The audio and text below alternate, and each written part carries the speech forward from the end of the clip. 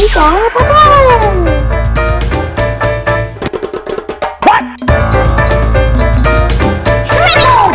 Halo guys, kembali lagi di channel Dika Petualang. Masih di lanjutan Ghost to Solo. Let's go!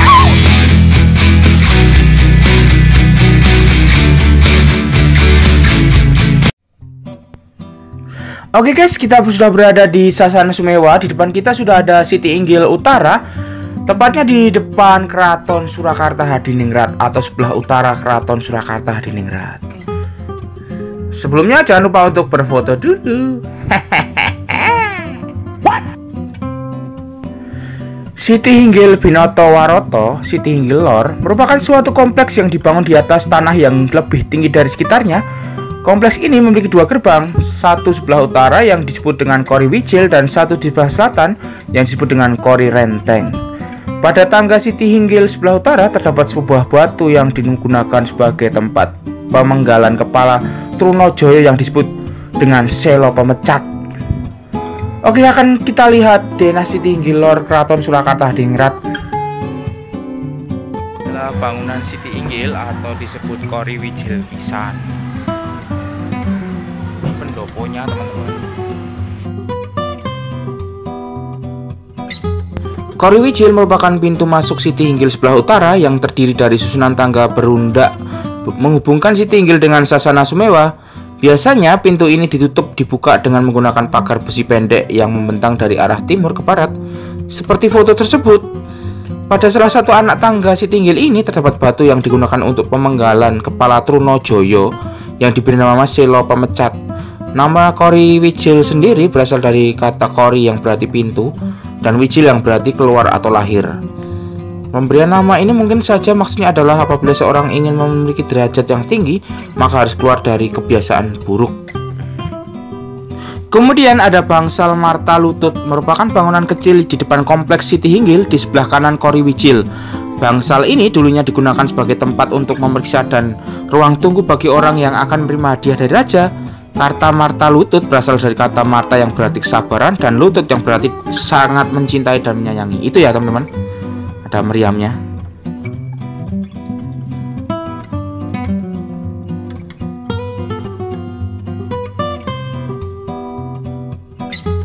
Kemudian yang ketiga ada bangsal Singanegara, merupakan bangunan kecil yang terletak di depan kompleks Siti Inggil sebelah kiri, sebelah barat Kori Wijil, yang dulunya digunakan sebagai tempat abdi dalam Singanegara yang bertugas melaksanakan keputusan perkara seorang yang dijatuhi hukuman mati karena bersalah atau melanggar peraturan negara.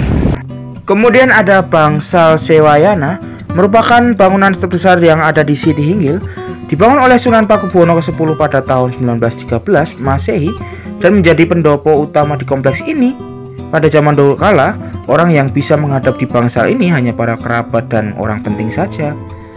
Bangunan ini banyak digunakan pada saat-saat upacara adat, misalnya grebek maupun pisowanan. Di bangsal Sewayana ini terdapat tempat duduk untuk para sentono, putra sentono, dan abdi dalam yang berpangkat tinggi saja. Kita coba masuk untuk memfoto gambar di dalam. Ada bangsal Menguntur Tangkil, merupakan rumah kecil yang terletak di dalam bangsal Sewayana, tepatnya di sisi selatan bergandengan dengan bangsal Witana. Bangunan ini memiliki kontur lantai lebih tinggi dan biasanya digunakan sebagai singgasana raja. Saat ada acara pisowanan di Siti Inggil, nama bangsal Menguntur Tangkil ini berasal dari kata bangsal yang berarti tempat, menguntur berarti singgasana yang bersinar, dan tangkil berarti menghadap. Lanjut di sebelah selatan bangsal Sewayana terdapat bangunan dengan kontur lantai lebih tinggi. Tempat ini bernama bangsal Witono atau Witana. Digunakan oleh para abdi dalam yang membawa benda-benda pusaka saat pisowanan ageng ataupun upacara adat. Nama bangsal Witono berasal dari bangsal yang berarti tempat, Witono yang berarti tempat duduk yang panjang. Kemudian ada Balai Manguneng. Di tengah-tengah bangsal Witono terdapat rumah kecil dikelilingi kaca dan kain bernama Balai Manguneng. Digunakan untuk menyimpan benda pusaka berupa meriam Nyai Setomi. Juga ada bangsal Gandekiwo. Dulunya merupakan bangunan yang diperuntukkan untuk para abdi dalam keraton yang akan mempersiapkan hidangan saat berlangsung pisowanan. Lanjut ada bangsal Angon-Angon, terletak di sisi selatan bangsal Gandek Tengan dan sisi timur bangsal Soeana. Tempat ini dulunya digunakan untuk mempersiapkan upacara-upacara keraton oleh abdi dalam dan juga digunakan untuk berlatih gamelan. Lanjut di bangsal Palembang. Palembang merupakan bangsal yang digunakan untuk menyimpan berbagai perlengkapan upacara keraton. Bangsal ini terletak di sebelah barat bangsal Sewayana dan sebelah selatan bangsal Gandek Kiwo. Oke, lanjut kita akan perjalanan di tujuan terakhir, yaitu Kori Renteng Baturono atau Kori Mangu, sebelah selatan dari Sewayana atau sebelah utara dari Keraton Surakarta Hadiningrat. Kori Renteng Baturono dan Kori Mangu merupakan pintu keluar sisi selatan kompleks Sitinggil ini ya teman-teman. Dari pintu ini pengunjung harus menyeberang jalan untuk bisa menuju kompleks Kamandungan Keraton Surakarta Hadiningrat. Jalan Supit Urang, jalan yang berada di depan sisi timur dan selatan yang kita lewati tadi. Jalan ini disebut dengan Supit Urang ya, yang tadi. Kita sekarang menuju Keraton Surakarta teman-teman.